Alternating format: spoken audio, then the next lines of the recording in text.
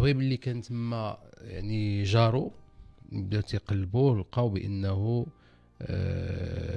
تيصعب عليه يتنفس، والقلب ديالو مازال كيضرب، ولكن فقد الوعي ديالو.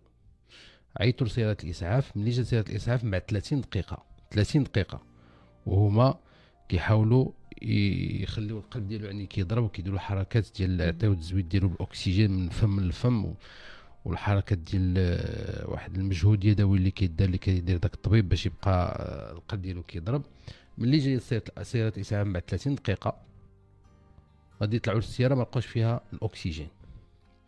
اضطروا ينتظروا سيارة إسعاف ثانية، وملي جات سيارة الإسعاف الثانية لقاو فيها غير شوية د الأكسجين اللي بقى في القرعة. إذ مشاو بها هكاك المصحة تيقلبوا على المصحة في المحمدية، لقاو المصحة الأولى ولكن ما فيهاش بلاصة. على ما انطلقوا عاود تيقلبوا في مصحة ثانية، داموا الأمانة أمانته.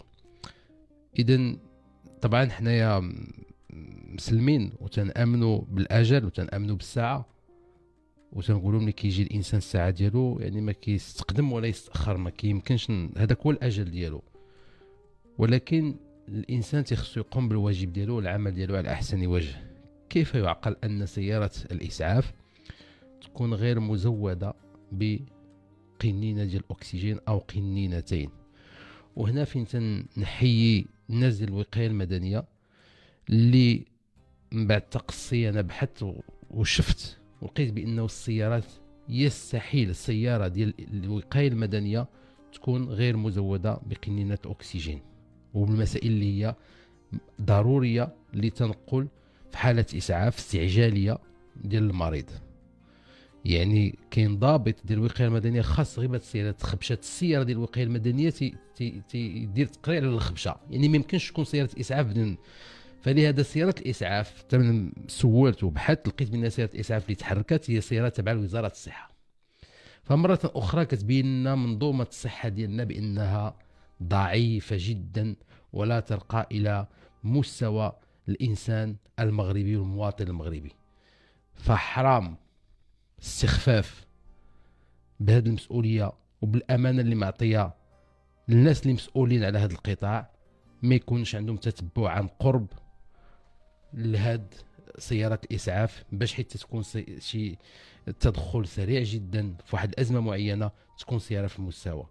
نتمنى نكون انا غلط، ونتمنى ان وزاره الصحه دير تحقيق ودير بحث في هذا الملف هذا وتشوف واش فعلا كاين خطا، واش كاين تقصير ولا ما كاينش تقصير. حيت الا كاين تقصير اكيد غيكونوا اجراءات قضائيه وقانونيه لمتابعه المقصر، لان هذه يمكن نسميوها كاع يعني قتل غير العمد، قتل ليس بالخطأ ولكن التقصير الذي أدى إلى الوفاة بحاله بحال أي تقصير. لأنه كانت القنينة الأكسجين موجودة في ذاك الوقت يمكن يكون الإنقاذ ديال صلاح الله يرحمه. ولكن مرة أخرى احنا ما عارفينش، تنقولوا الأجل هو هذا، ولكن التقصير إلى ثبت تخص تكون المعاقبة ديال المسؤولين. إذن مرة أخرى أنا تنطرح السؤال على وزير الصحة، واش عنده إلمام بهذا الموضوع؟ واش عنده مسؤول على هذا الموضوع ديال سيارات الإسعاف اللي غير كنقبطوا ونخرجوا وهي ما مزوداش بجميع التجهيزات؟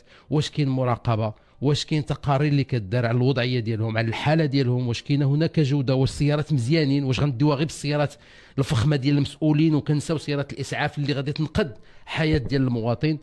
ما عرفتش شنو هو مدى اهتمام الوزير بهذه السيارات، ولكن هذا فقط سؤال وتساؤل.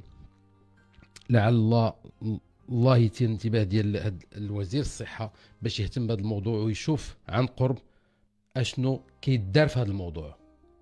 واش كاين شي ما يدار اخر باش نتداركوا الموقف بالنسبة للمستقبل، ولا راه الحالة تتبقى هكاك بدون اي اهتمام، وبالتالي بدون ان نعير اي اهتمام للحياه ديال المواطن.